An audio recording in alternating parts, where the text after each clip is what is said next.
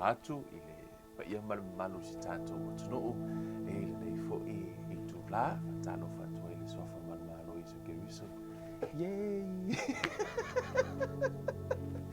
I le toe agatalia foʻi o le tatou polokalame e lenei foʻi tausaga o te faatalofa atu ai i le soafa malumalo Iesu Keriso lo tatou alii ma le tatou faola.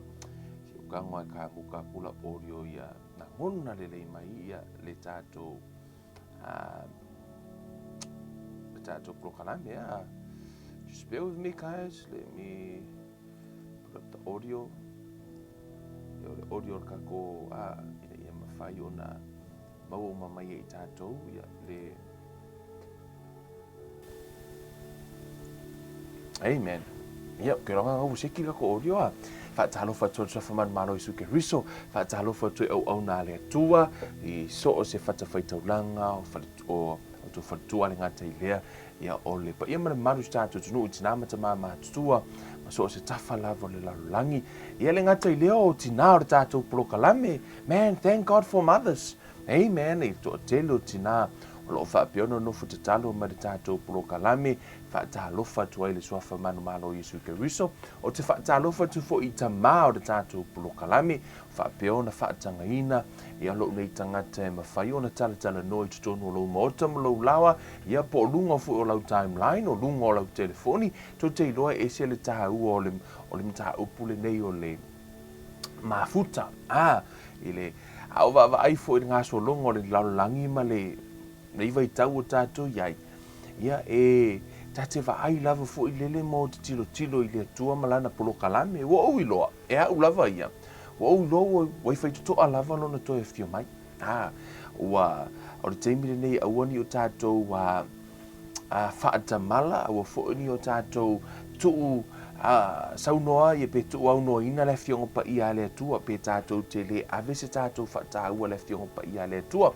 Le ua mai atu le lua afe lua se fulu o te le iloa pena tini i au fuafuanga pena tau lau o lou whaamoe o le lua afe lua se fulu po ina iaini au polokalame na fuafua e whai e le ima whai o na whaataunuina ono le tūlanga na iai ia le whelanu lanu wai fo le lua afe lua se fulu ia.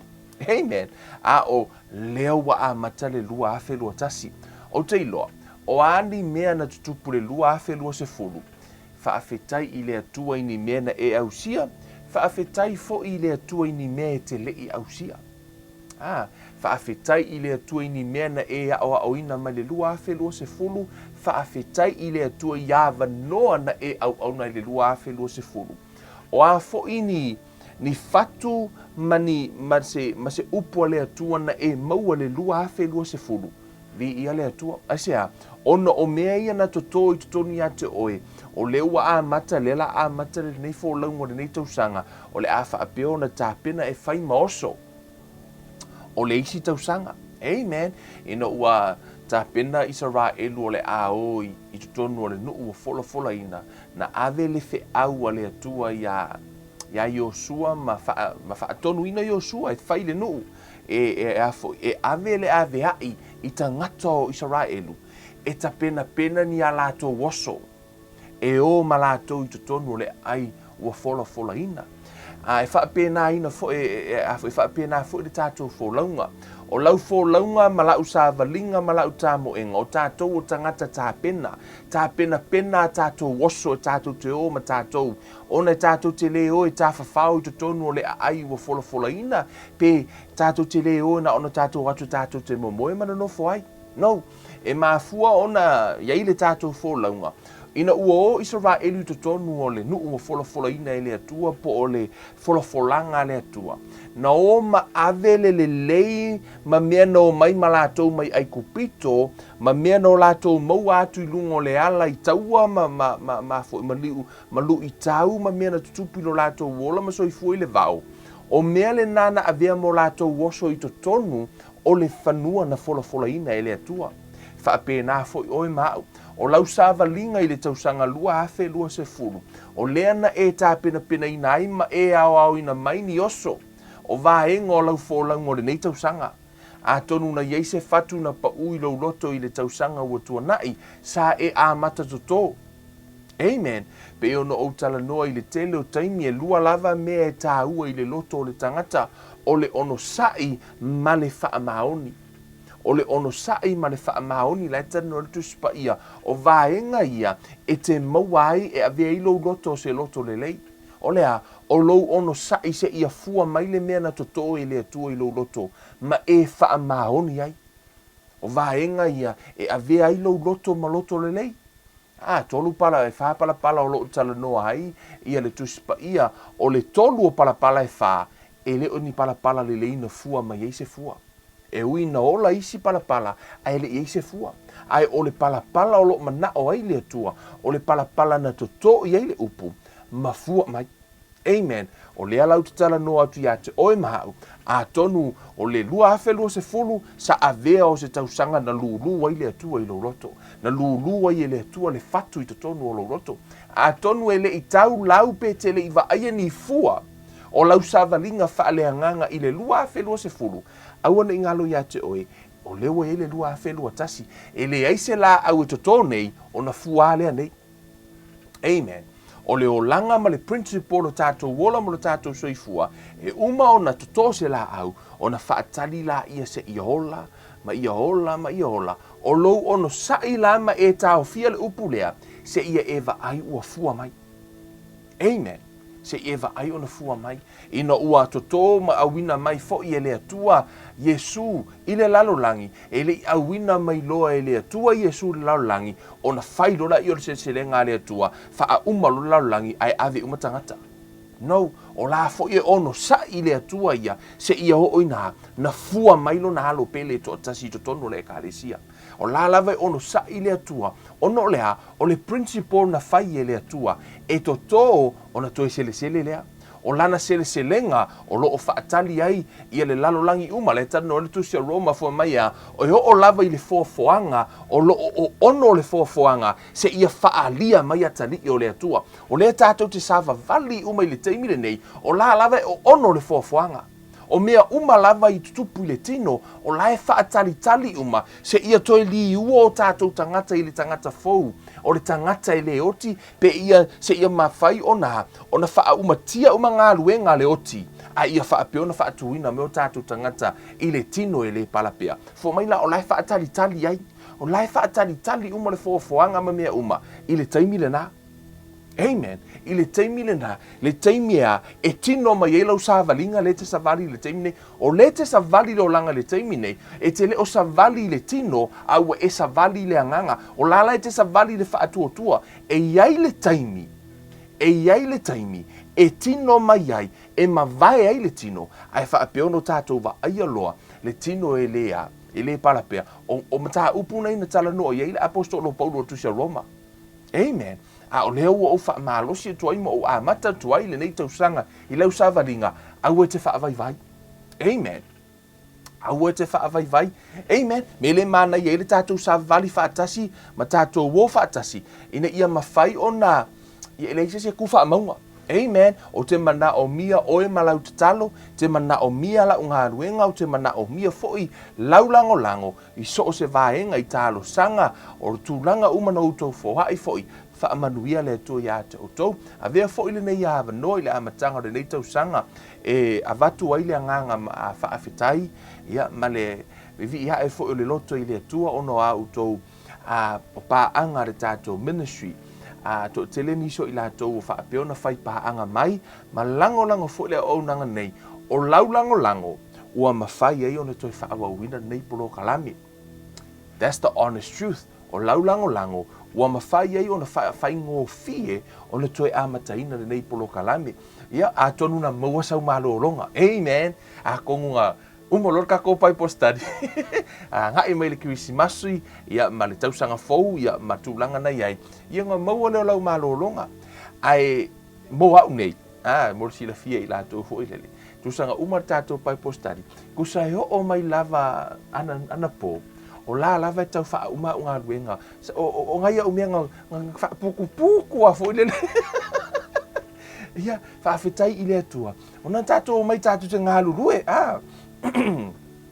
ia vi ia la le atua ia te oe pe faina maua sau malolonga ile nei a vai tauna iai ia o whaafitai ile atua yo haule saka so malolonga ile hafu ile keimi o le tātou o na sa iei fu inisio tūlanga e malololo Bible study a mataroa unga duenga fu ile ia kau kurikuri fu iso soani mo tātou nei taimi amen vi ia la le atua leo te whaafitai atuai a tonu e alu ia taimi o le tātou wa onga ia matulanga o le ai o le au tau mawhai lava e tū lei ese ia nisio ngā luenga ina ia mawhai o te le se taimi e whaahalu le tātou a onga ia matulanga o lo ia tātou Bible study o no teiloa e siri atua na tā ua ia te au ia le upua le atua na ilo se si mea ma o se vaenga foi o lo o whaapiona na nau ia le loto na nau le loto ina ia mawhai o na whaamautu ia nisi o tūlanga ia mawhai o na tātou sāwa vali le nei tausanga a ua whaapeo na te le se taimi e whaalu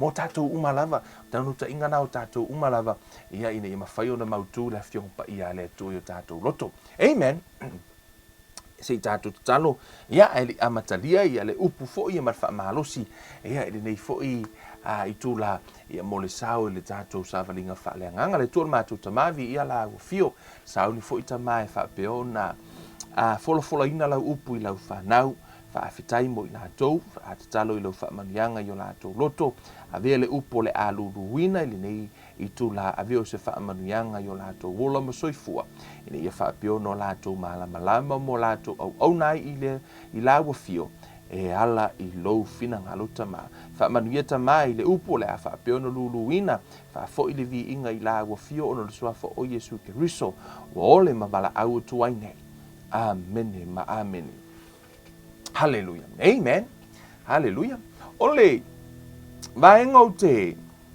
fia amatai se sa vali ia ma se taulongolongo fo i le nei tula ole amen. Tumau ile Alofa ole tua. Amen. O te fia amata nei tausanga. Ai o te mana o e avele fe au mua nei tausanga. E wha te tau ile atua malo na alofa. Amen. A tonu e tā ua lora ma tā upu. Ia oso loa le si the conclusion. Wha pia ia. La koe kalangoa fo i lam ka upu ole alofa. Amen. Let's change our attitude, how we approach the Word of God. Amen. Sui la tātou, lo tātou na wai, le nei tausanga, sui lau vaai, e hala i la fionga pa ia le atua. Matala tus pa ia amu, ia i lātou o e fia ai ma fia feinu la mi o tonu, a wai ma ona, a ele fia ai la fionga pa ia le atua, e te le ma ona fo i la. E te iloa ona e tala noa se tangata, e le tangata e te tala noa tuai, e te vai o tunga o lai liu mai o lai fia tala noa mai atoi. Amen. E oso ala alo fia kalangoa, pea vai o kunga o le interest o le mea kalangoa mai, o lai kirua kalangoa, e bounce back fu lele, ki kalangoa aku, la fu kalangoa mai, kaisia, langa lai te lua vanga ia le namata upu. A ho nei nga misi ai ese le le au fai kala e no le ke me waku ile ka fai kala vo ile tala noa tu fo mai ke va ai o yai le ile a ingo o foi o simi o fa ngai fang pa fa yo le ingo fang pa na ko akile yo simi le maka mai ki u fa pe simi le fa va ai le a ingo o foi fangu pa male o nga fai mai e va ai le vale fai ngo kala e waku o e kami mai ai foi le mulunga fo nga ai nga sia wo makua i lua inchosa le fai ngo ai oi makua inchosa fangu pa ma foi maku kama i le fai ngo kala ai foi kalau si ele se pu se fangu pa maku kama o maka mai hui le makua inchosa le fai ngo kala sia la nga lai e a foi e nau i ai o lai nau i le fai ngo kala ngaka amen. Talosia e whapenare tātou nau le upo le tua. Foi. O lai tala noa tu upo le tua. Ala foi ke ngau mai whamai. Anga ho or kalangoa Kevin i maka upu lea. O lai foi e ele mea lai fi kalangoi o ile Alofa. Lai ke comments fu ngale lunga. O lai foi te iloi o ia. Le te leo le sea. O lai tātou te nau uma iai lea. Fia ai ma fia feinu lea foi. Ile upo le tua. Amen. Hallelujah. Amata nei tau sanga. A tonu o le wheau tāua le le Krismasi, o le wheau tāua fo i lea o le tala le lei e le uma. Whamai le tusi lea Ioane o lona mata upu e. Mo masani ai mo tau loto ina fo i le to tele. Whamai, a wā ua whaapea lava o na alofa mai o le atua i le lalolangi. Wa ia au mai ai lona atali e to atasi. Ina ia le whano se tasi e whaatua tua i hate ia. A ia maua e ia le ola e whaavavau. A wā ua whaapea lava o na alofa mai o le atua i le lalolangi. O le alofa o le atua i le lalolangi. E le o tala noa lai le earth po o le lalolangi fo i le palapala ma e le o tala noa i le atua ina. O le tala noa le atua i le lalolangi o tangata. A wā ua whaapea lava o na alofa o le atua i le lalolangi. Wa ia au mai lo na alo molo na tali e to tasi ina ia le whano se tasi whaatua ia te ia. A ia maua e ia le ola e whaavavau. Wa uvawa ai le taamilonga o le lalolangi mo uvawa ai i le o le tatalo i luma o le atua. Wa uvawa ai fo i le tele o me tala tuspa i o vai o e nai te tū. Ie e whaitete i e pa u. O le mea le nai ala i ono tātou whaitete. So o se tangata o le atua au na le atua o i tātou. Au tātou tustusi lima. Au tātou te va ai i se au na le atua o pa u ono tusi leo le lima. Au tātou te talo mo i lātou. E ala no o walu i vaenga nei. O no o wa ai le taimi le nei. I le tele o nisi au na le atua wa afia. Ma afia le sa valinga. E whamere tala le tuspa ia. Whamai e le o mai le aso le li i pe le o mai le si tianga. Se ilonga ya. E to uru ese tangata. Se onga yo ese tangata mai le whaatua tua. O e wa ai le taimi nei. To a tele yo pa u ese mare whaatua tua. O ina lea le ina whaila utala e whaapea. E le o toe mamao le toe fio mai o le ali. Amen. A tonu o lai ai nisi o folofolanga. E ai nisi o la usu e su e i prophecy o tuspa. Ia mo la tau va ai. Whaapea lo la tau va ai ma la tau whaamatala ina. E ai nisi o event po o ni me tutupu. I le toe fio mai. Ai le toe fio whaalua mai Iesu. Pe o leo sofa ia leo o ai foi o Israel e Russia. Whaatasi malo i mātū. O vaenga ia i tangata o lai tilo. I le lātou fo i tuaperino le tuspa ia. Amen. Ai awane nei tu uai le tātou savalinga. Pe o mai le vala au o le lii. Pe saule si itianga pe, o mai le lava tu langa o tātou savalinga. Ai awane e whaavai lau savalinga o na ia. Ele umiro tātou wola mula tātou soifua e kasi e iai umau appointment e ke misia. Ka ngaka umalava a tonu e lau interview o ngā luenga e ke misia le vangoa ngā. Amen. A tonu na iai se mea na e nau e iau appointment pito i sili na tāua. E te misia. E te tuai e foi. A iai le appointment e le ai masesi o te lau langi nge ngā ke misia. O le oti. O le appointment le nā, e le ima se so kākou skipia le appointment le nā, e o umalawe o tātou tangata. O le tātou tano le taimi nei, a lau e le skangaka laua o le keimi o langa appointment laua. O laua absent from the body. Amen. E o umalawa le oti a te tātou. Ai o le mea le nā nala ina nau mai le atua i le lalolangi. Ona o le appointment le nā, e le misia i sesi. Ai o na misi le o mele te mi le appointment le na ona misi alofa le o le atua fo mele tala le atua fo mele upa tuspa ia e afo e ti ngā le atua i le tangata leanga ai oti tangata anga sala tu sai a oti i le afo i le tangata anga sala ona ti ngā le o le atua ai se ona e oti le tangata o la le alofa le atua le tangata ai le mafai le atua no tu la vea i alu tangata i se oti Mea la le naela, ina alofa le atua le laulangi. Ono o le atua o i o le atua alofa. A la lava e whioti tangata mo i se oti. O le appointment la le na, e le misi e sesi. Fo mai no le tala tuspa ia. A wā o whaapea lava o na alofa mai o le atua i le lalolangi. O ia au mai lo na alo pele to atasi no uta ua le vaenga le au tele i tatala ina. O le fetalainga le atua o le o na alo pele to atasi. Amen. O Iesu. O le atali ile o le atua e to atasia. Ile itu a inga po o le la foi. o Iesu. E na le toa tasi ia. O io le atali. Le na fo a e ifo. E le atua ile lalolangi. Ina ua whaia e le atua a tamu. Ma Eva. Na whaia e le atua le tangata. E le i toa tasi se a tamu.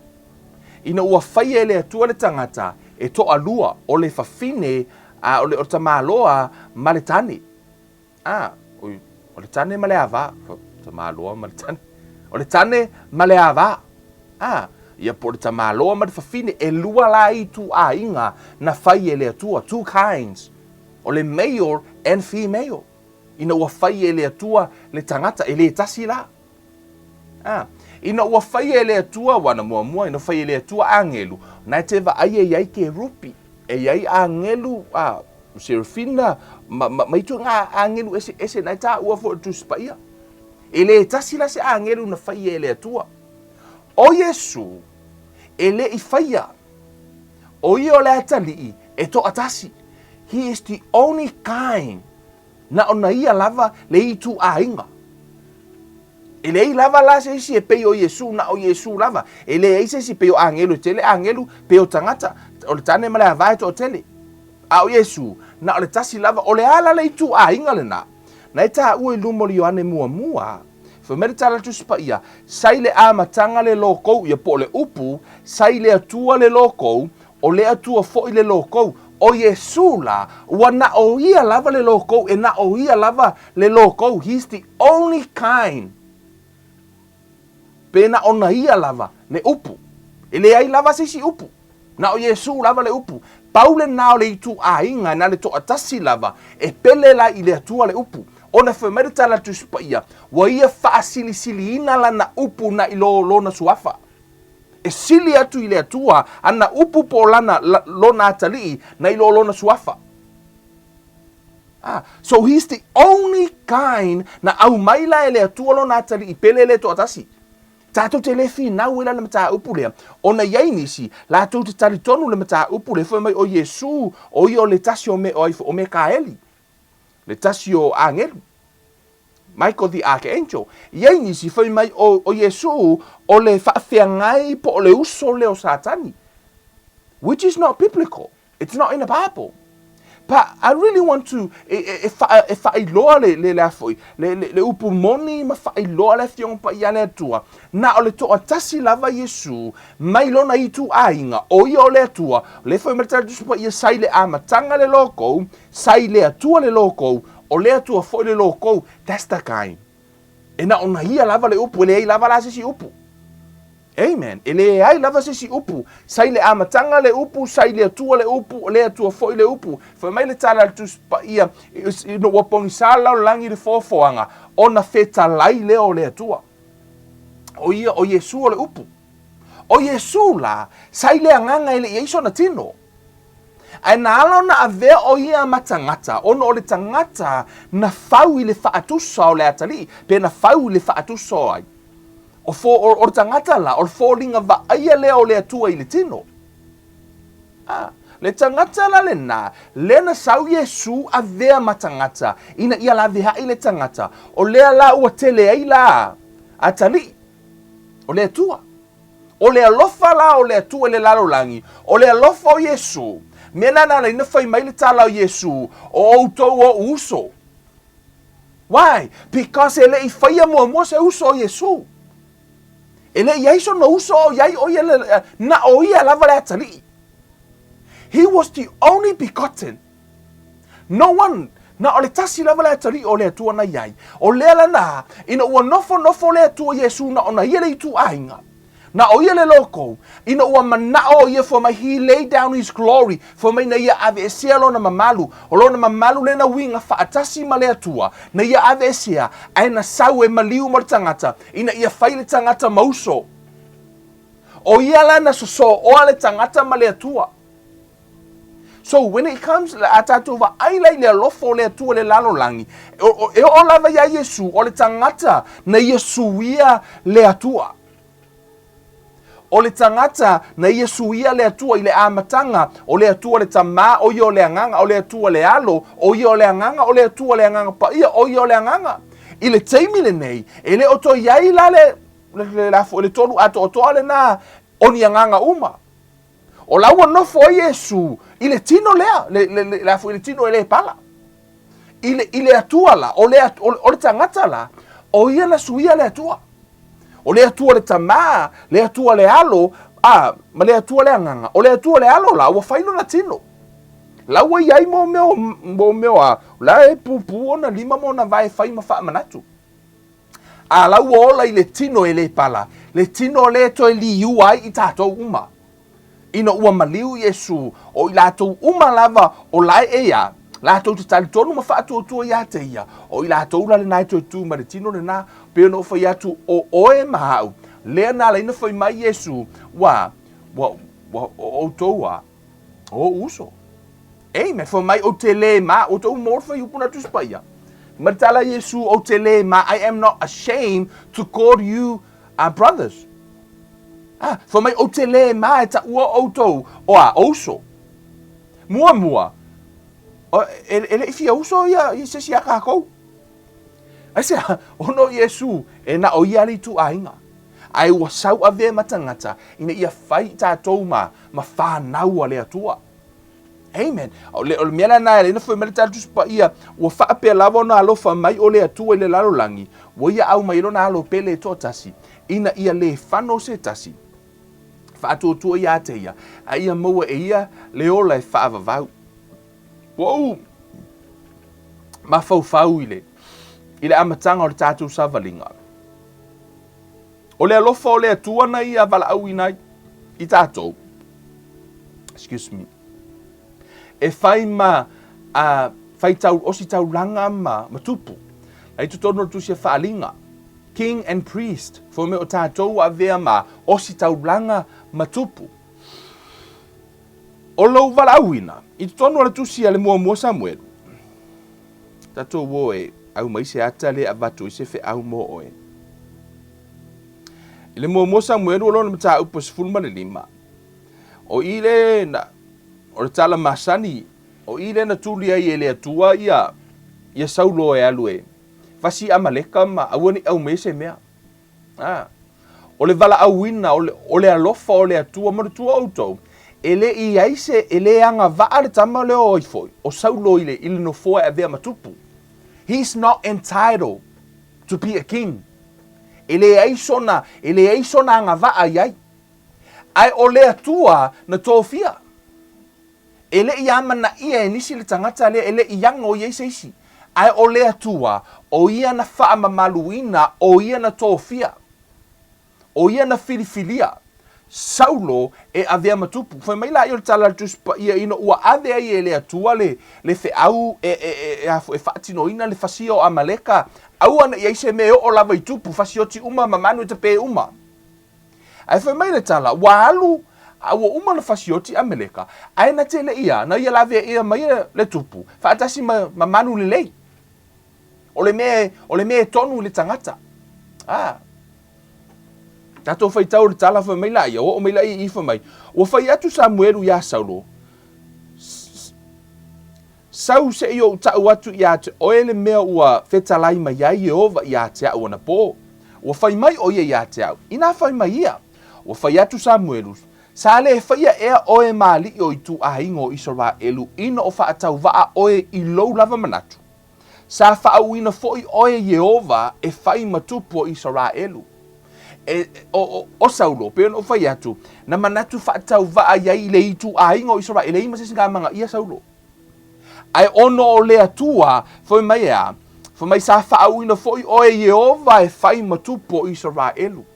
Na si itia ele atua le tūranga o Saulo. Ele I amana ia sesi. Ai ona walua e iai le atua. Ona mafuela I ona wha mamaluina. Ma ua iai le wha unga le atua. Ma a mata I lona. Ona manuia ia Saulo. Fa mai la ia. Na awina atu oe Jehova I le malanga. Na ia fetalai atu. Alu ia oe ma e wha umatia o ia tangata ngasala. O amaleka ma e tau ma I lātou se ia wha umatia I lātou. O le ale mea ua e le wha fufonga ai le si ufufonga o Jehova, A ua e oso I mea ale I tūtaua, ma ua e whai le mea leanga I lumo Iova. Ona whai mai le o Saulo ia Samuelu. A wā, ua au whaalongo lava I le si ufofongo Iova, na au alu fo I le malanga na au ina ai au e Iova. Ua au mai a fo I a kako le tupu o Amaleka, ma au wha umatia Amaleka. A ua au mai e le nuu mea ale I tūtaua, o maa moe, ma povi, o mea siri lava ia I mea na wha whanoina, e whai a I taulanga ia Iova le atua I kilikala. Ua whai atu Samuelu, e tusa ea ona fia o Iova I le taulanga mu ma taulanga. I lona fia I le whaalongo I le si ufofongo Iova. Whauta, o le whaalongo o sili lea I le taulanga, ma le usi tai e sili lea I le ngā o le mamoe poa. A wā o le fou vale, e tusa ia ma le anga sala le whaataula aitu. O le whinau vale, e tusa ia ma le leanga o tapua I tupua. Ua e la foa I le afionga a Iova, o lea ua la foa I ai o ia ia te oe I le e whai matupu. Amen. O le seari o le whai ungo le tala lea. O seisi na ave le atua ma wha uina le atua. No whai tau ai. O na whameritala tuspa ia the love of God cast out all fear. O le alofa ole atua. O le alofa ole atua ia te oe. Na te ave e sea le fefe I tonu ia te oe. Whai tau I tusi ia. E tupu le matau I le atua. Ono o lauta whai tau o tunga. Wai po le ama le ale whaonga ino o e le atua I se stulanga. Ai ese le tāua o le vaenga lea. Fui mai, ua e la foa I le afionga Iova. O lea ua la foa I ai o ia ia te oe. Ia le whai matupu. O le vaenga pito I sili leo na tāua I le tala o te fia au maia e vatu ese fe aure nei tausanga. Aua nei e tu la foa ia le afionga le ri. O le a lava le vaenga na iei lau au nanga I le atua. Po le a lava lau sa valinga po ngā whea le la asanga na ua iai. O le mea lea e aua ise o se tangata kerisiano. O na ia lafoa ia le afionga ale atua. Fo mai a e lafoa ia la na afionga. Ua lafoa ia o e le atua. Amen. O ai e mua lafoa ia le afionga ale atua. O oi. Na vatu ele atua pe na mai ele atua la na upu lea tātou te o ina la na upu. O na whai maila I o tala tuspa ia. E aua tātou te la fua ia no e la fua ia I tātou le fionga pa ia e afoi. E la fua ia I tātou ele atua. Ia nisi. Amen. O na e aona walo e kava umana mataha upu lea. Amen. O le ua wala awina I tātou ele atua wa whai oe mo si taulanga matupu. O lou la foa ina so se taulanga ma le tupu. E lua mea pito I siri ona tā ua ia la ua o lea. O le upu. O le whaatonunga na vatu ia te la ua. O le whaatonunga na ave le tupu. Ma le au nanga ma le whaatonunga na ave le o se taulanga. O mea pito I siri ona tā ua I la fu au nanga ni e lua. O lea. O le upu. O le la upu. O le upu e whaonga e le tupu. So o se tupu lava, ina te whaonga ina le upu o lana upu fo mai o le mea, e iei le upu a le tupu, e iei le malosi anga. There is a power where the word of the king is. Fia lava le mea awina i le tupu lana upu, o le mea na iei le malosi anga. Po le a lava le vevesi I fea o fea ma fea, ai a ona vatu lea, le upu a le tupu, e usta I lava a fea atu le tupu e oti. A fea atu le tupu e ola. Asea, e iei le mana I le upu po le pule I le upu le tupu. O le mea le nai a one I tā ua la, ia le sa o le upu lai ola I le tupu. Ia atara no fu I le tupu, ia kako ke le ukala ngoa ngi throne fu lele, o le o no tātou le ufu me ua vea ma tupu mo si taulanga, o le tātou na, ina ua, o Iesu lena, ua vea I tātou ma tupu mo si taulanga. Pe ua aulo ngafa o le si taulanga, ua aulo ngafa o oyo le tupu, ono oyo le atali o le tupu o tupu. O oyo le pele a le atua, o oyo le atali o le tupu o tupu, o le mea na le ina tā ua oyo le tupu. Amen.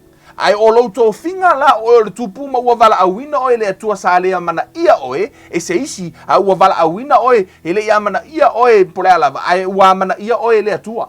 A mana ia oe Iesu, le na le ina tu ua lona mamalu, ai sawea. Sau e maliu mo oe, ona na ia mana ia oe. Thank God for Jesus. Amen. Na mana ia la o Iesu, o loa mana ia ina la o Iesu, e ese le tahu ala tatou fai oina. Ai o le tusi lea Paulo ia Roma. Mo fai e nisi malato excuse ia le foi upu le nei. E fai ma vaenga e lato te lau fai tau atunga e le ai ma se me le anga ile kala le a Paulo. Ai walanga o nga whaale kongu le whai ngole le a foi. Ono o le mea wali liu i ai e tangata whai mai. Ole nei.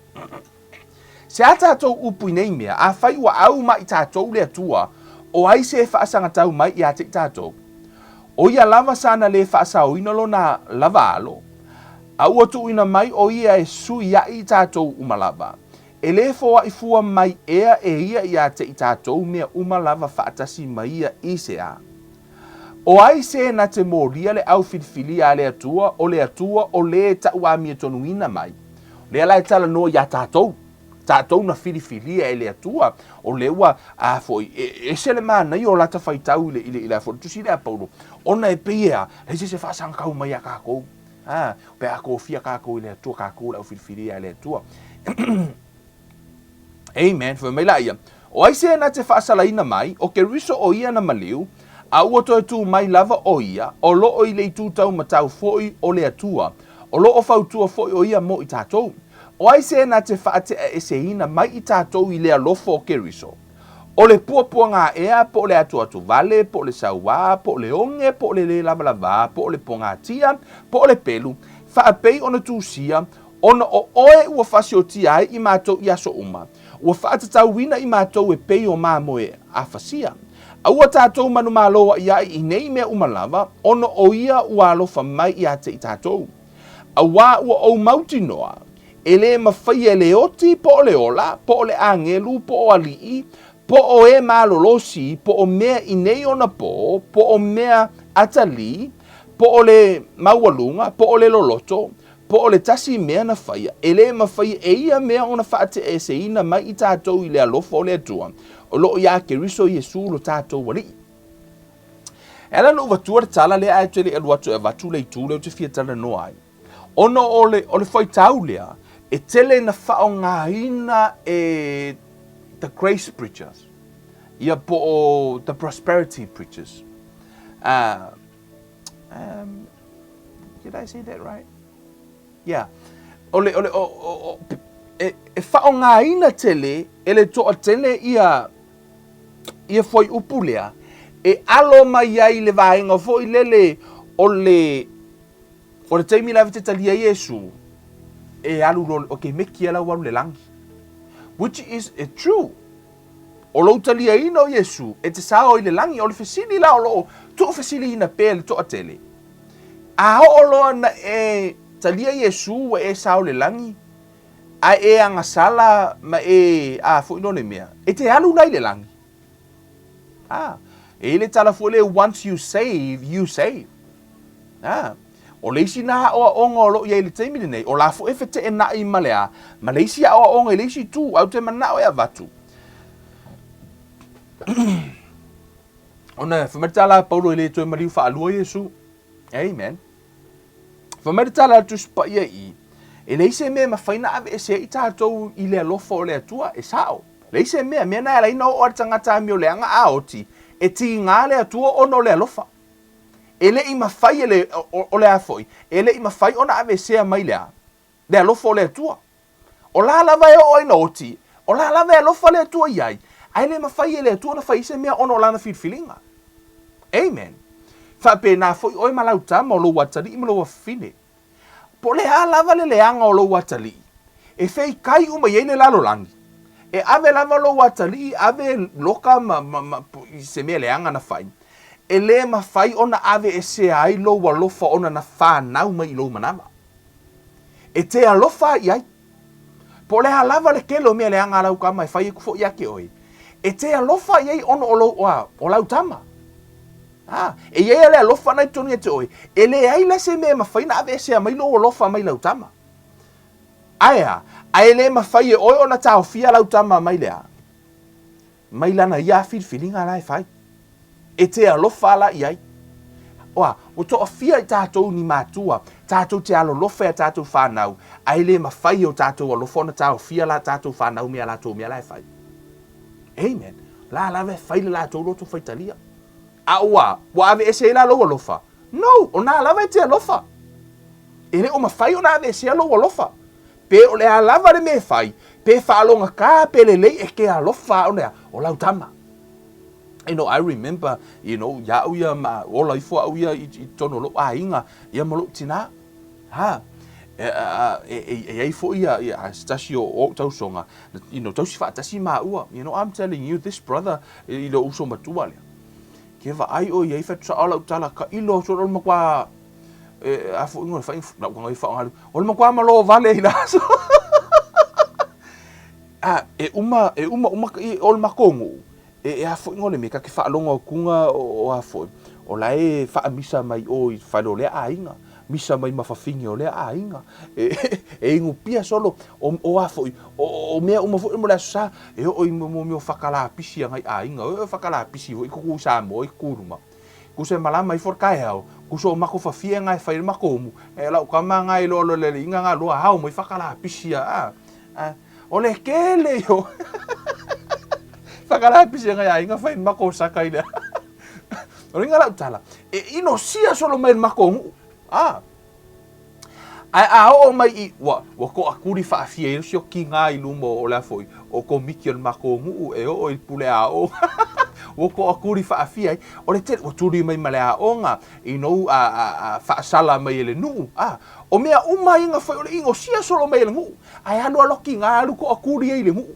E maa fuala, ona po le ama le ale kele o me whai. E re mawhainga ame se le Alofa tina, ale mo le mea ngā, a mainga I le whare. E oke, o le kele I kala I fo inga le lafo, I le mele ingei. O la ingo mai ka ngaka. Ai, o whakusori, e ke o fuka I karangi lo makua. Ai ono lea, ono langa tama.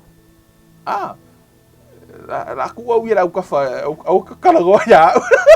Whao ngā rau ka mga whenwhangi ka inga. Ala hui ngola utala. Ona mea fo ilele o lea fo. Ele o mawhai ona ave esea mai ile Alofa ole tina. A tonu ala no whao ngai ne whape nā fo oi. E ke fiu lava ke alo maleangi au kala whai lau kama wha mai ke fia. Whai ele mea. Ele mawhai e iai a lalo lo roto. Lalo lavo piko I lalo lo loko. Piko ai kua.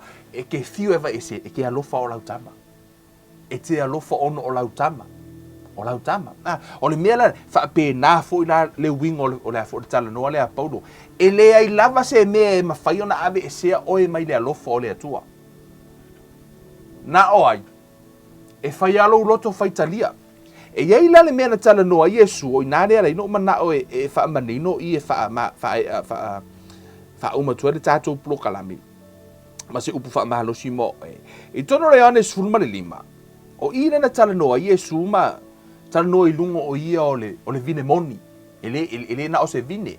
O ia o le vine moni. O te iloa e malama I mea kau vinge. E kele isi vinge. Ai o Iesu o ia o le vine moni.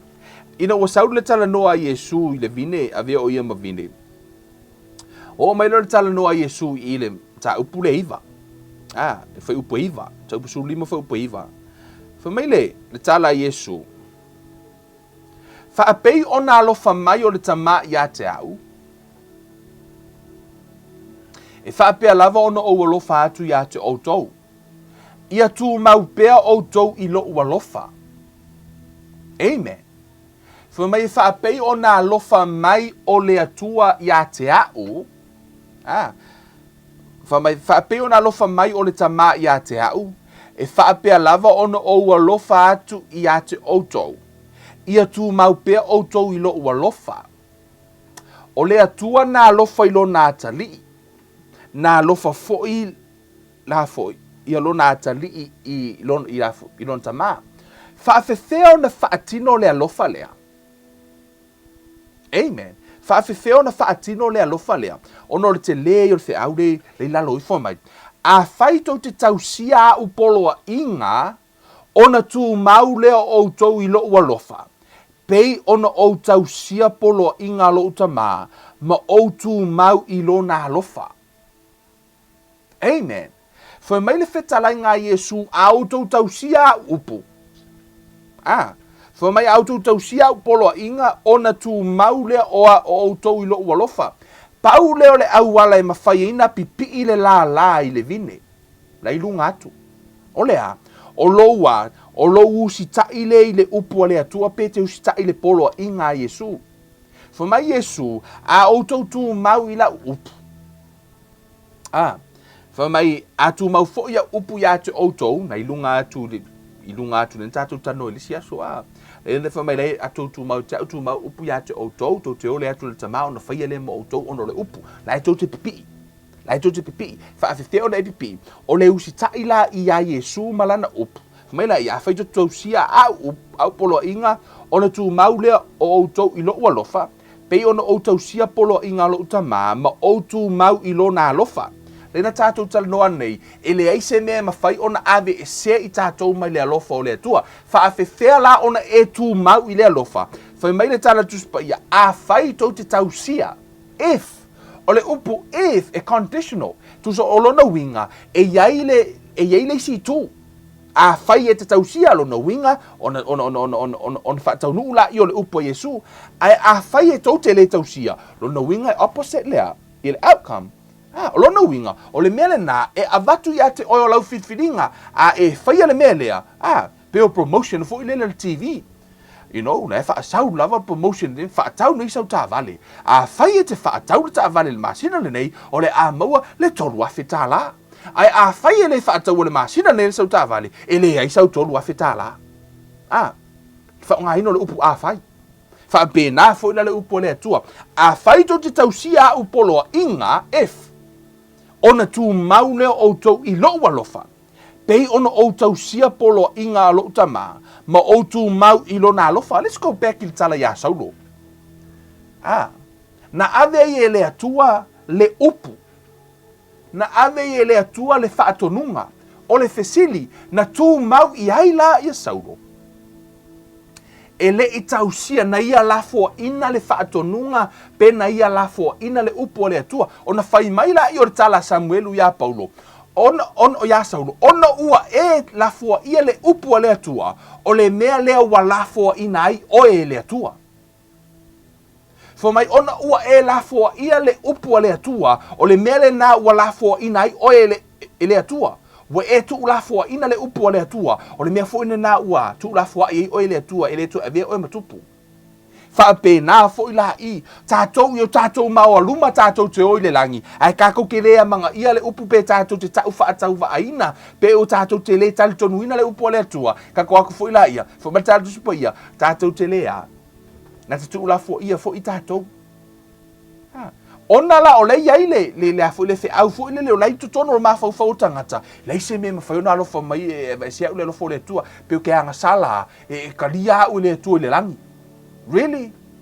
Fa mai le tala al tuspa ia. A whaito te tausia au polo inga ona Tumau lea o outou ile Alofa. No tau whai tau lunga atu. E ei la o le vine na tipi e sea. Le la e le i fua. Le la e le i pipi. O la le na ele iai ni fua. O la na ave no toni le afi. The question is, sa ave ma la o le vine? Yes. O la na ave ma la o le vine. La na talia Iesu ave ma li mfaola. O le ale mena tupu. Ele iai se fua. Amen. O le iai o le fua i lo olanga o ina ilo ai te tupu. A o le Alofa. E ese le tāua. O le Alofa la ia Iesu. Po lo Alofa. Fa mai tala Iesu. Youtou Tumau ile Alofa. Whaafewhea ona e Tumau ile Alofa lea. Fa mai tala Iesu. Tausia upoloa inga. Tausia upoloa inga. Ona Tumau lea o outou ile Alofa. Pei ona o tausia poloa inga lo utama. Ma o Tumau ile Alofa. Na maafua ona Tumau Iesu ile tama. E o mai lava ile aso na maliu o Iesu. O sea, na tausia Iesu poloa inga umalo na tama. Lena ia tausia le tulafono lena mai amose. Tu la fono le na o polo inga le na alona tama na tausi uma Iesu. Sau leo Iesu fai mai auto tausi la upu. Tausi a upolo inga. O le polo inga Iesu, o le alofa. Love. Whaafewhea ona whai le alofa. O lou alofa i le atua. Pea no whai atu, I think, tu la fono e whaamua mua, tu la fono se fulu. O lou alofa i le atua. O isi ku la fongo lima, e whaasolo mai le kau se fulu. O la tala noa i le alofa i le lua te tua oi. O lou alofa i le atua, e te le whai i le angasala. O lou alofa i le lua te tua oi, ke le mga oi le ava le lua ki kua oi. Peke ngā oi ai. Aisea, o la te alofa, love. O le alofa la lena au mai e le atua o lana polo inga fuma le tala Iesu. Ona tu mau le outou i lo alofa, pe ona outou sia polo inga lo tamama, outou mau i lo na alofa. Wa ofa i atu nei mea i ate outou, ina i atu mawai lo oli i ate outou ia ato atoa fo i lo outou oli. The one thing i totono tangata ki usiano e a lai ona le toi, iai so lato alofa, wale aise mea ka o se oli. With no joy, no peace. E ngofo mai ale mea, ua makua wha ale mea. Wale aise oli e whai aise au nanga. Wale oto aise oli au nai le atua. Wale ko aise oli e fialu se loku. Aise ua maafuanga le ko e fialu se loku. Onga wale ko e fialu ka pua i le atua. Wale oto aise oli e na te whai aise mea. Aise ale mea wala i ona ave e sele oli. Le ana ile o tausia ona ile olofa ile atua na tele o tausia polo inga. A o le taimi lave te tausia i polo inga le atua. Ma e usitai, o lona result, o le joy. O le usitai, i le atua ma le alofa. O tausia o polo inga Iesu. O lo tausia ona polo inga. E ala i lo alofa ia Iesu. Amen. O lona result, o le oli. O le oli la le nā, le whai mai le tala Iesu o te awatua le fi le mu. E le peo na avatu le laulangi. Le oli fo ia mai i le li. E le peo le fia ngai ke o ngai. It's not the same. Amen. A o le joy le tala no e tu spa ia. Fato e maua mai. Te maua mai to tonu o le alofa. Out of love. Amen. Te maua mai to tonu o le alofa fo mai. Ua ofa iatu nei mea. Ia te outou. Ina ia tu mawai lo oli a te outou. Ia ato atoa foi lo outou oli. O la upolo inga le nei, ia outou fe alofani pei ono o alofa atu ia te outou. Amen. Ia outou fe alofani e pei ono o alofa atu ia te outou. O Ioane, ai fai tau umaratu sia Ioane. It's all about the love. Amen. I tustu singa umalava Ioane, o lai au mai ai le tu o le alofa. Amen. O lai whaalia mai i le alofa o le tu o le tama, le alofa o Iesu, le tano e leise si alofa si le atu, le alofa na ia, mali wai mo ana wo. Amen. O le alofa lea na nofo a Iesu na ona ia a le loko. He's the only begotten. Ma ele o to e vea la Iesu e pei o ia mua sa nofo o ia o le anganga. Ele o to e tasi la si tu a inga na Iesu. Ya. Ele o to e tasi se tu a inga. O lau a vea matangata. Ala wa nofo i le tu tamatau le tama o ia i le tino e le pala. La tala no ele tu spa ia foi mai o ia o le ulua i toi tu mai i e uoti. The first from the brothers. O ia the first. Wa a vea o ia mua i le auso. O e toi tu mai, mo ta uso ina i tātou Iesu. Ele i avea makako uso mua aisea, ona ele o ia o se tangata, o ia o le loko. Le alofa la le nana ia tu uai, ele i selfish a Iesu, ele i nofo a Iesu va pea, ma ngai ale avea pea nga o hau. No, he laid down his glory. Na ia ave sealo na mamalu na winga faatasi ma le atua. What does it mean winga faatasi ma le atua? He was the same spirit. They are all spirit. The Father, the Son, and the Holy Spirit. They are all spirit beings. O lana winga faatasi ma le atua. For mai la ia, ele manatu o ia winga faatasi ma le atua. Pa he laid down his glory. Na ia tu ua ilona mamalu o ia foi o le anganga ai sau liu tino tangata lala ua nofo i totonu o le atua o ia o le tangata ele o toe ia o se spirit ele o toe winga faatasi the same spirit now with the incorruptible body. Lau nofo ile tino ele pala. I say to represent man. Ele o yai se angelu I to tonu olea. I to tonu ole tonu taspa ia. Le atua tama, le atua le alo o ia o le tangata. Ma le atua le nganga pa ia. A iai la ni mea tātou te ui iai I le atua. O na o le Iesu lava. Ta ile ia lava sisi awala fo mal tala tu spa ia. O ai lava e oso akuizea. Ile oso mal fa malama o le ngoi. E ele fai kokoa. E oso uma tātou le fai tutoa. O Iesu o ia o le fai tutoa o manuia. O ia o le fai tutoa o le lua afe lua tasi. Lau sa valinga le nei tausanga tumau le upu.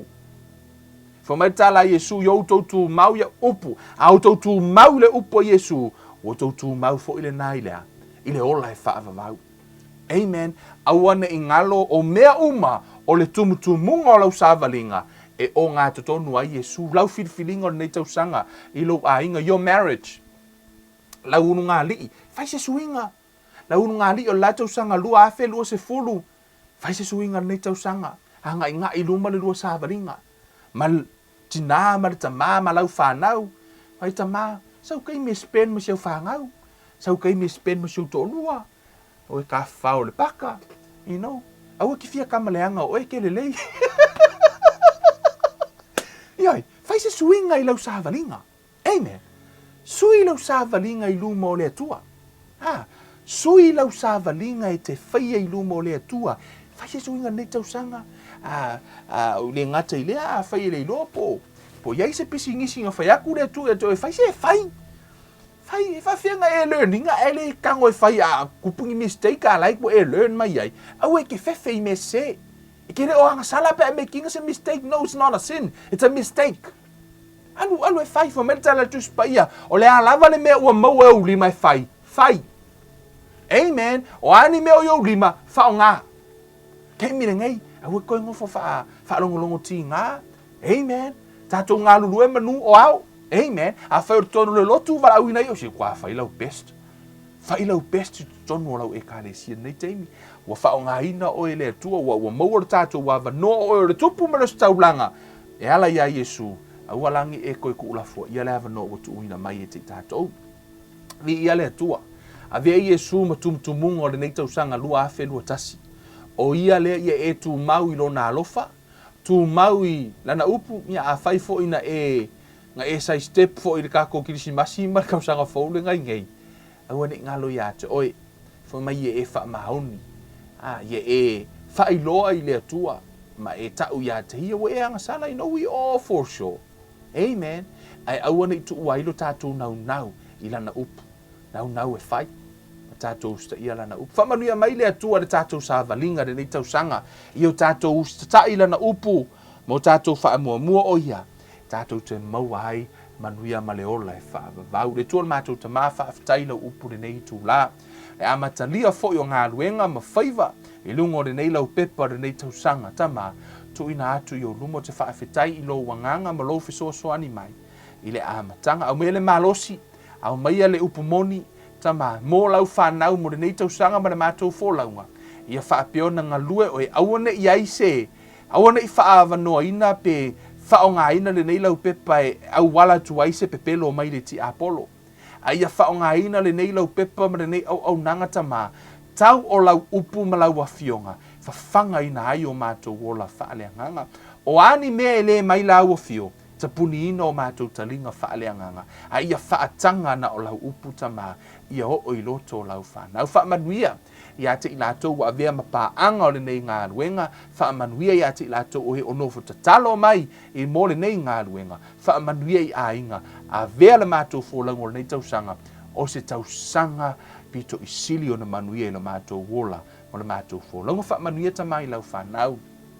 Ono le suafa o Iesu Keriso. Wa ole mavala au tuai nei. Amene ma amene. Hallelujah. Vi ia le atua. Ma ole nei avanoa e toi amatalia tātou prokalame. Amen. O le tātou Bible study whatoa amata le masina fau. Amatanga le masina fau. Se I kau whalo ako kau au vo lele ma kau stretch. Si o le foi la kamo en ngi kau sanga. Ia si kau stretch ke isi e kuarka. Ia foi kai kau ngi ke mi. Langa o kene stretch ke mi lenga malolo ai. Nga sa u kau le kau su e sa tu. Au ke mira ngai. Le wa mo si kau stretch up ka ko a makala ka ko masina fo. A tato Bible study ale wa amata tato sowing lotu. E mafai ona veo se fa malu au lau savaringa fale nganga.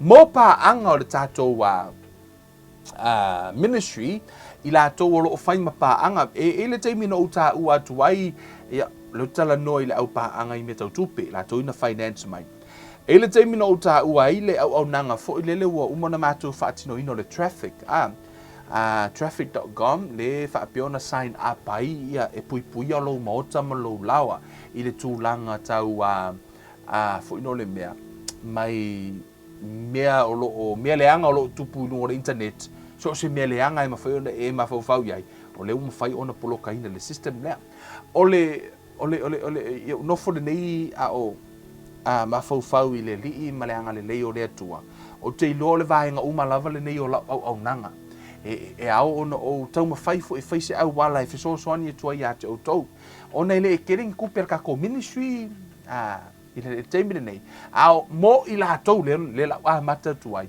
mo I la tau o le ua fai pa anga mai o le mawhai ona totongi ina le tatou ministry ia la wono masina a fai lava e alu foi le ia kongi lava tatou mo la tau fai pa anga ia o le la mawhai ona tama fai le tūlanga le na e pui ai lo fale awana I tauna ona la hunga tole upulanga la ile si mea la liki ile upulanga la aveila polo si mea na tono lo mota mo me pornography o mo me o those sites fo ile tala feangai o lai tono lo fale teira na ai o na la me faina lo ai lunga lo telefoni la lo wa ke la kulunga fai ku la search ku le mea maka ku YouTube e fio soi fo ai mo me o kenge kele ngoa ia ma mea la ka la o ange le tala feangai lunga lo wa I lunga o lau o lea lai mawhai ona poloka e a vea fui mea na ma mea whaara ve lave ia te oi malau sa valinga amen pa o lea ua o tatalo utu atu fo I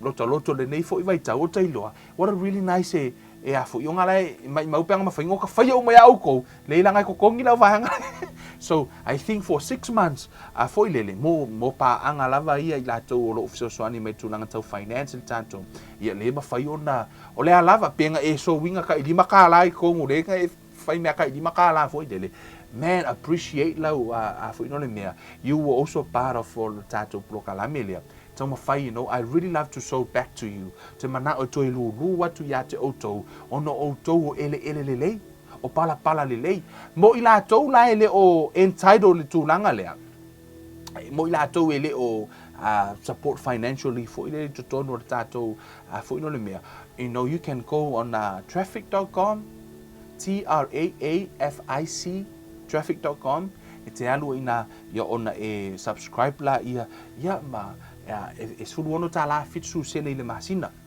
that's a koso o lau mio ile afu ile aso tasi ale pui ai lo fale malau fanau mo lo ainga ile masina atoa le ala o to tala tuai ma mo ila to o lo fa pe ona fai pa anga mai le tato ministry ia le ala afa pe ona fai ai le tato avaenga le na o le au tango subscribe tato ia to emaili ia ona e follow la ia tu atu la ia set up o lau system uma o vala au atu tato so tai ile fa tino ino tulanga uma pa at least wo ye se vaenga to lulu o tuai ia matu ai e tau I tuai lo to wanga le lei ia e ala fo ile le to e fatu pui lo moto molo uma fo le ono masina to renew ia pe a fai lavo fa o wina is that fair guys ki u fa pengisi fai me fa piko yo la kamana no ele o se fai me fa pito o le tūlanga fo ilele o nai tangato lai lulu mai e pau fu ngaka kai ma fai o ngalava sharing e vaku e a fo subscribe pai mole ono masina mua ia ma fa solo tūlava a komo e o ku ngi fai ngi kausanga ia wa lilingi mele atua wale la lilingi mele atua le ke lo ka fa mangyanga ngi kausanga le na tailana upu a ona fa mangyanga fo ya tatou ma tatou sa valinga ile tino fa manuele atua ya to le nei tausanga aua nei abesea a va elo Iesu malo na alofa tu yo luma ia a vele na ma fe aura nei tausanga ia o ngā tonu mea uma ya Iesu o ia o le alopele o le atua o le tatou wala ma le tatou manuia fa manuele atua I lau sa valinga tatou ainga ma tatou sa valinga le nei tausanga ia le anga le lei o le atua alofa le atua te ta ia tu lo tu soifua ia malo to wola ia i se aso mua ia ai tonu fo'i le tātou sāvalinga le nei tausanga ua amatalia ia whaapeo o na tai mua le atua i mea uma tātou te whaia malona anga le lei fo'i mai le mālosi e whaia i mea uma e ala i le loto māua. Lalo whaamanuia le atua ia te outou Samoa. Thank you for all your prayers, guys. Whaamanuia le atua ia te outou ona suafo i Iesu tātou toi whailoai le asa asau mo te minei whaasoifua ia.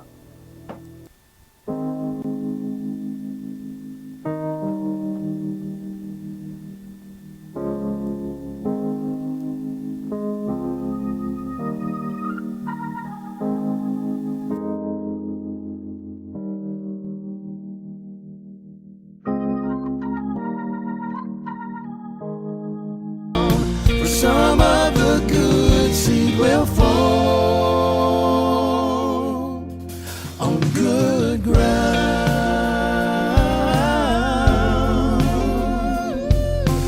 People keep on sowing the good seed.